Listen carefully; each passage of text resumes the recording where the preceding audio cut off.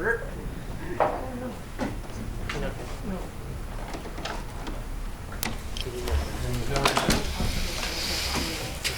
Thank you, Mr. Commissioner. This afternoon we're going to start dealing with the panel that we've described as changes to physical habitat, and we have two witnesses with us from Department of Fisheries and Oceans, Michael Crow and Carino Salomi, and we have Stacey Wilkerson from the province. I solemnly affirm that the evidence to be given by you through this hearing shall be the truth, the whole truth, and nothing but the truth. I so affirm. I so affirm. I so affirm. State your name, please. Michael John Tudor Crow. Thank you. Carino Salomi. Thank you. Stacy Wilkerson. Thank you. Council. Thank you. I'll start with Michael Crow. Your CV is in tab 2 of the binder in front of you, Mr. Lunn.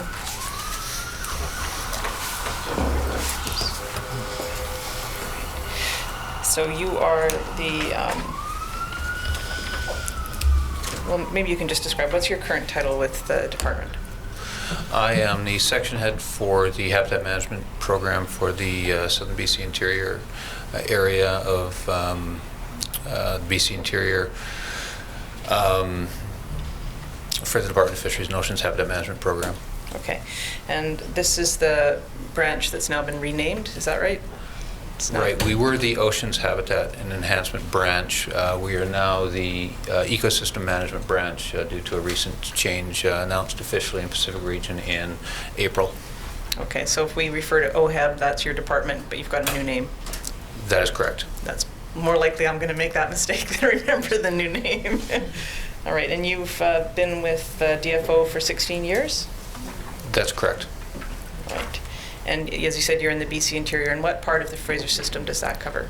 That essentially covers the essentially halfway between Kamloops and Prince George, the south of that line, approximately about 100 Mile House, and everywhere between the Coast Mountains draining eastwards and the Alberta border. There's been a recent, somewhat recent change that the Kootenays was managed separately. It's very recently being amalgamated with that area, but essentially it's the Columbia and Fraser drainages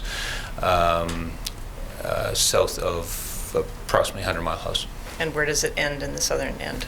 And the southern end essentially is generally in the Yale area of the Fraser Canyon. Okay, and Mr. Salami, you are also with the Fisheries and Oceans. Oh, sorry, yes, we should mark your CV, sorry. The CV for Mr. Crow should be the next exhibit. Exhibit 998. Mr. Salami, your CV is at tab 1. Yes. And you're the, you're the area manager of the new Ecosystem Management Branch, formerly OHAB? Correct. And your area is the Lower Fraser, is that right? Correct. So basically from where Mr. Crow's area ends right out to the ocean? And through House Sound up to Squamish, Sea to Sky, Pemberton area. Okay. And how long have you been with Fisheries and Oceans? Since 1998. Okay. Could I have Mr. Salomi's CV please marked as the next exhibit? 999. And Ms. Wilkerson, her CV is at tab not at 10. And that's your CV, you see? That is. Okay, can I have that mark, please? It's the, you get the prize, I think, 1,000 this year. Exhibit number 1000.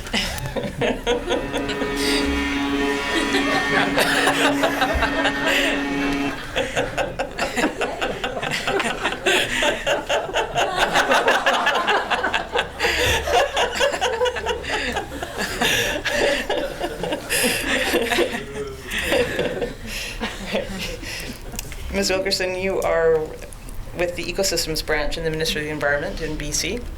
Yes, I was. We've had a change in name. So. What's your ministry now, or what part of what new ministry are you? I'm in the Fish, Wildlife and Habitat Management Branch of the Ministry of Forests, Lands and Natural Resource Operations. Okay. Hopefully I won't have to remember that for these questions. You are the riparian area regulation coordinator still? That's right. Okay. So your job hasn't changed, the title of the organization you're situated in has changed? Right, my role has not changed. Okay. And you've been the riparian area regulation coordinator since 2007? I have been. All right. I think I'll begin my questions directed to the DFO witnesses, just for some basic background. I'll ask either of you to answer, Mr. Salome or Mr. Crow, what are riparian areas? We'll be talking about that a lot today, so we should get some basic grounding in that. Riparian areas are essentially the vegetated shorelines of a stream or lake, a water body. They are variable in width, and essentially the width of a riparian area is dependent essentially on the function, and that is the elements or characters of the riparian area that, or the forested streamside area that contribute to the stream or the quality of the stream. That can include functions such as shade, litterfall, contributions of large woody debris through the falling of trees. There's also many benefits to actually maintaining the structure of the channel directly through the root structure of the trees. They can actually hold the banks together and control sediment introductions. They can control the meander patterns of the streams. They control the quality of the sediments, and there's also effects such as even to the temperature. So essentially, a riparian area is a critical component to a stream. If the riparian area is in poor condition, essentially a stream's condition will change dramatically, and therefore the fish habitat values will be affected directly. All right. If you could, just following on that, explain why riparian areas are important for sockeye salmon? How are they used by sockeye salmon? I would first like to qualify that by saying that we don't necessarily manage for one specific species, but all salmon species benefit from riparian areas. But essentially, salmon key in on certain physical habitat features that, and essentially that would be good quality spawning areas where the substrate's clean, there's good groundwater movement, there is cover areas that cover essentially would be large woody material or other features within the stream that would provide hiding areas. That would be for the adults as well as juveniles. They're looking for moderate temperatures, depth, and velocities. A lot of that essentially is a direct result of the features and functions of the riparian area.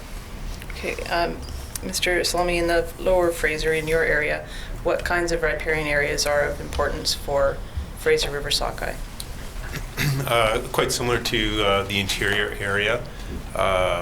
Sockeye rear in lakes. The riparian area of a lake is important for some of the reasons that Mr. Crow's identified.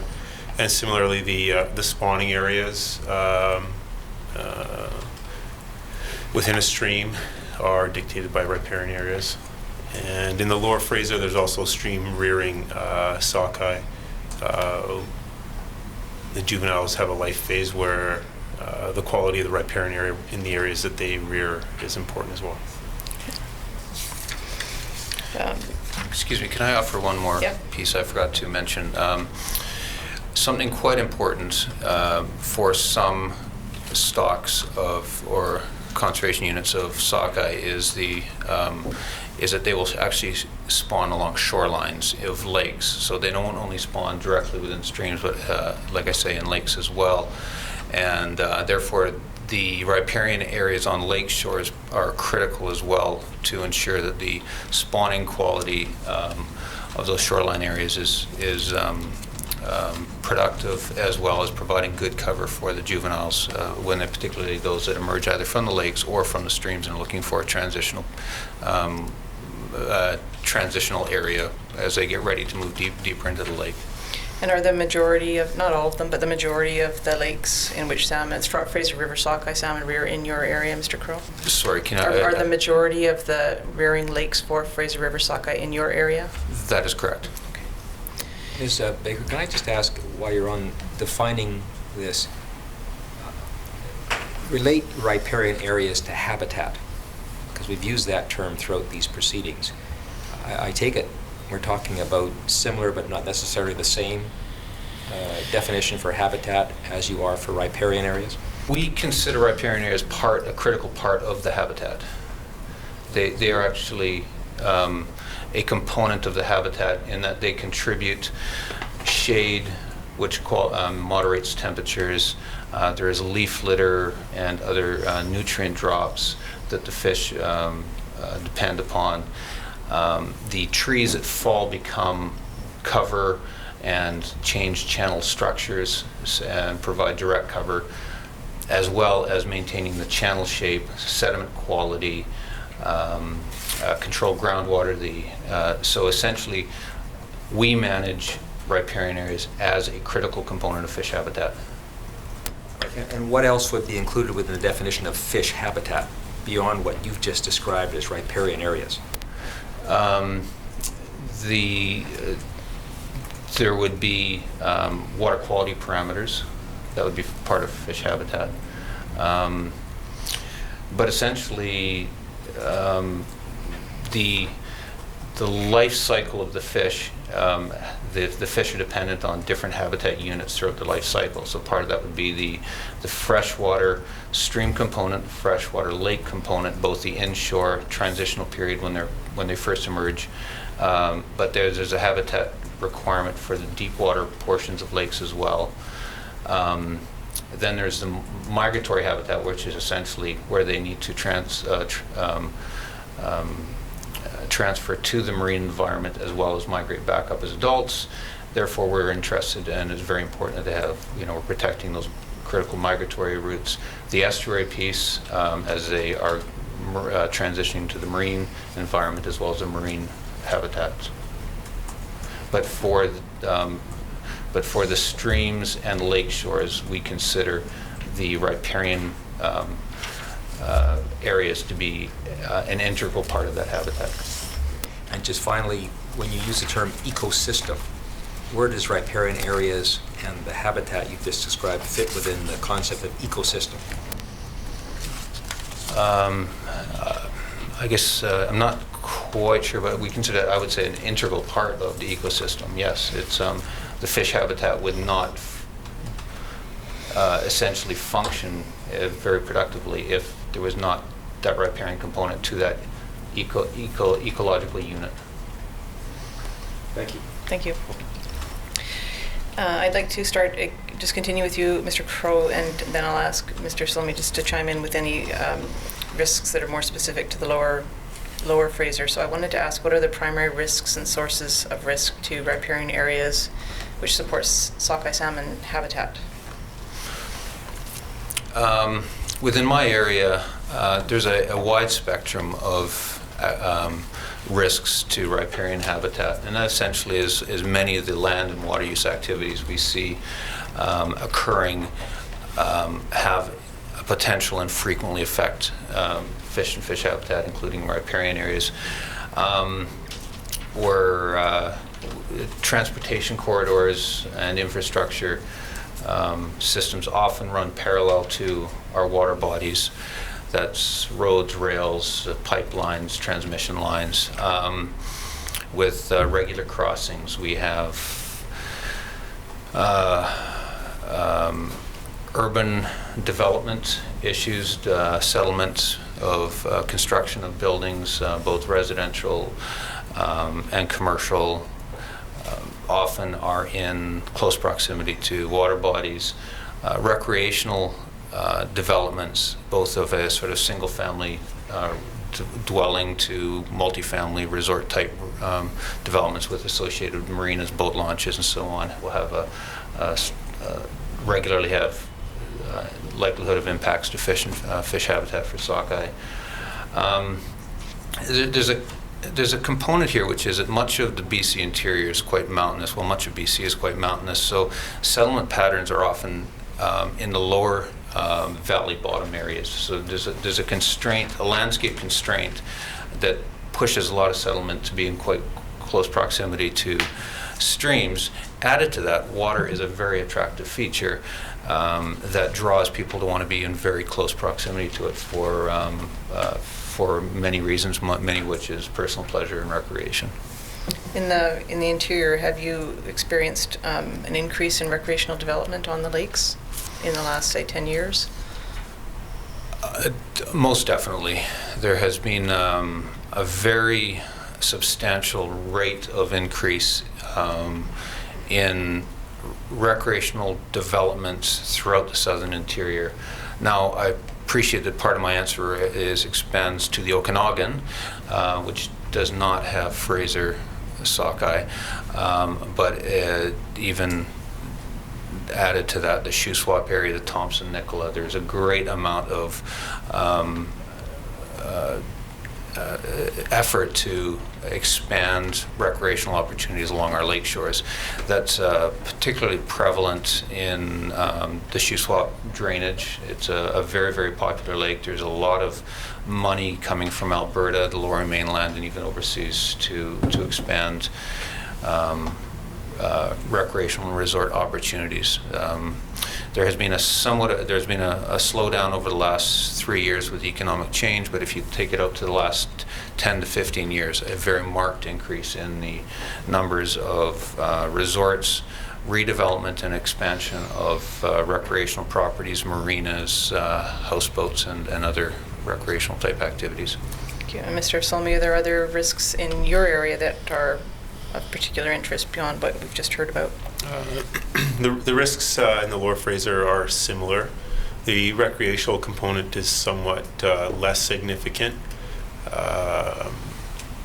but the intensity of impacts in the other areas is perhaps greater in the Lower Fraser, just due to the density of people, the value of the land, and the intensity of development of that land for things like urban residential development, agriculture, etc.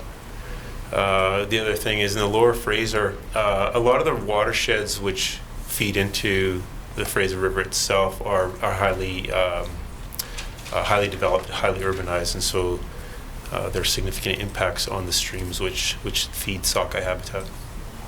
Is there an impact of agriculture in either of your areas? There's significant historical impact of agriculture on salmon habitat in general and sockeye habitat due to things like diking and draining of land over the last century or so for agriculture. And then there's ongoing impacts of agriculture on things like riparian areas, water quality, etc. We've also experienced, an ongoing increase in agriculture in our area. It's essentially has existed for well over 100 years, a steady increase over that period. What I would say, though, in the last decade, or possibly slightly more, there's been an intensification in the character of that agriculture. Two examples I would use is the conversion of different crops over to grapes, which have a much higher water intensity, as well as some cattle operations are converting over to dairy. So it may not seem like substantial at face value, but when you understand the management of the livestock on the land, the increased use of smaller pieces of land, much greater demand for water, then you start realizing that it does start having an effect over the quality of these of the habitat of these systems. The water in the BC interior can be quite a substantial problem due to the fact that it's a relatively dry portion of British Columbia. and because of historic licensing, many systems are already dealing with low water conditions, and now when we're actually intensifying the water use of these areas, it just contributes to an ongoing challenge to manage to protect what we do have for habitat. If I could take you to the policy and practice report, which is now marked as number 14, is that, do we have a copy of this? Well, okay, if you could put it on the screen and turn to page 32, paragraph 66. This sentence says that dramatic changes to the pattern of flooding on a floodplain and the most serious losses of floodplain fish habitats are due to urban development. Would you add anything to that paragraph? For example, some of the agricultural impacts you've just identified? I think we would agree. I would agree that in the process of trying to protect high-quality agricultural land from flooding, that a substantial amount of floodplain alteration through both diking and ditching has dramatically changed many floodplains. And then if you could turn to page 45 of the same document and go to paragraph 101, some additional impacts of agriculture on riparian areas, and that included things like ditching and diking, as you just mentioned, livestock watering. Are there any other additions you'd like to make there? If I may, so I would agree with that statement and what Michael has said. Much of the impact has, happened over the last century and quite some time ago when large areas of the Lower Fraser were diked. But we're also seeing conversion of agricultural areas from simple crops such as hay to other crops such as blueberries or cranberries, and we're seeing ongoing alteration of floodplains to support those kinds of crops as well. I would also add that what we're also seeing is a conversion of important components of systems such as wetlands and off-channel habitats. They're being lost through infilling in the expansion of agricultural land. On Canada's list of documents, there's document number 15, there's the 1992 Land Development Guidelines. This is an older document that Fisheries and Oceans has and used and may continue to use in some circumstances. Can you explain, Mr. Salome, how this document was used in the past and where it's still used today? So I actually found an earlier version of the Land Development Guidelines. I believe the date was 1978. I find it interesting because the 1992 version isn't a lot different in that it identifies the key aspects of land development that impact fish habitat, and it very, very simply lays out steps to minimize or avoid impacts to fish habitat. Section 2, leave strips, i.e. leave strips of riparian vegetation and protect them. Section 3, control erosion during development so that you don't fill salmon spawning areas and fish habitat with sediment. Section 4, manage stormwater and conversion of landscapes to minimize flooding and high flows that destroys fish habitat. Section 5, when you have to work in a stream, do it following appropriate best practices.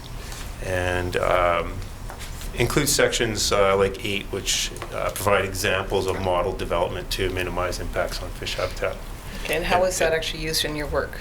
Well, this was a document that came out circa 1992. It was part of documents created by the Fraser River Action Plan. It was part of a stewardship series, and it was well delivered to local governments, consultants, developers, and it was well taken up as a guiding document for land development all the way through the 90s until about 2000.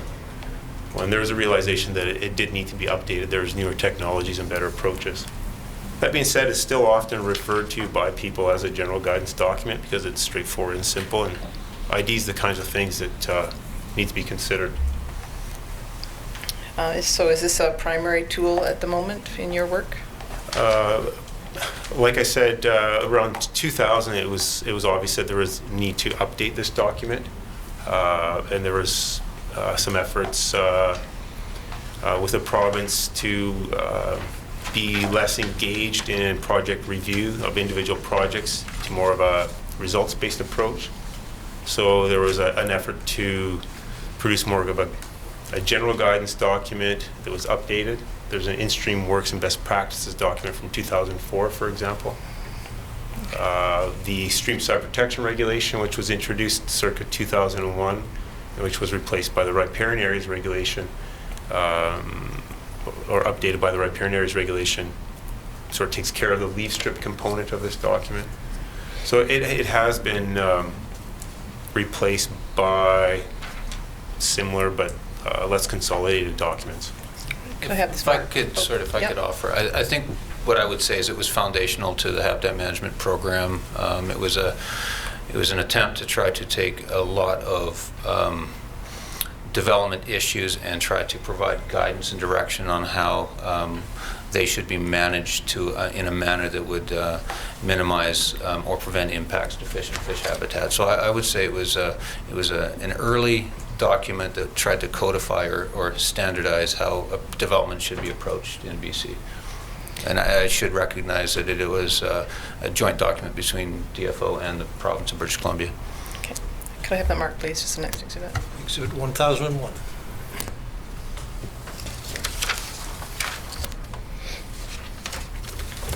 All right, we will talk about changes that happened in the 2000 period. I want to talk a little bit about prior to that. Prior to changes that happened within the department in the 2000 period, what processes were used by Fisheries and Oceans or the habitat people like yourselves to address potential impacts on sockeye habitat through development and planning and that sort of thing? Probably the best way to approach this answer is to sort of explain that we took a somewhat of a stratified approach towards managing habitat. Early intervention processes through stewardship, education, and outreach, where you would essentially try to engage as many people as possible to provide a general understanding of the values of these areas, and then hopefully start to develop an interest and an understanding of the need to protect them. Then the next level would be to coordinate with partner agencies and other sectors that would have a similar interest or outcome that they would like to see with their program's objectives. So that would be integrated planning and partnerships. The next level would be the review of development applications, so where we would take project plans by developers and provide detailed reviews of them and provide guidance and direction, that either in the form of a letter of advice or an authorization or other similar direction. Then the next would be sort of a monitoring and compliance enforcement level of engagement. That particularly is for those circumstances where we don't believe we've achieved the objectives through any of the other levels of stratum. Did you involve yourselves in environmental review committees with local governments? Yes, I would say that would be an example of one of these integrated planning or partnership approaches. So there's a number that we would engage in. Any environmental review committee is essentially a partnership with a local government, often in combination with the province, where we would coordinate reviews and comments on proposed development plans. And were those environmental review committees commonly used in your area, in the BC Interior? No.